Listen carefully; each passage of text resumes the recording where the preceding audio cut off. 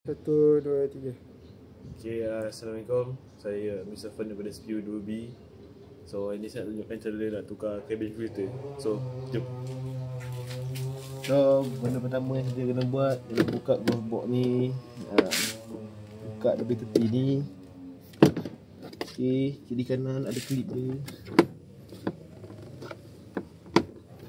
Okay, dah buka. Tak macam ni.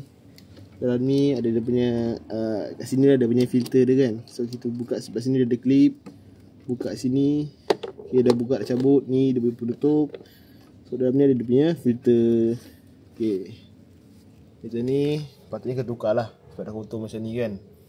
Tapi disebabkan kita pun tak ada beli. Lepas tu dengan tak ada kompresor angin tu nak tiup, nak bersihkan habuk ni. So kita pasang balik lah benda ni. So kita letak balik dalam ni filter dia. Kita tutup balik. Okay, tutup balik. Pastikan pasang tu dengan betul lah. Okay, make sure dia tak goyang apa ke.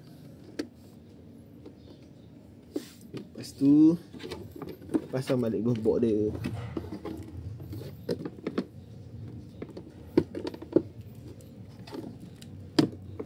Okay, siap. Bye.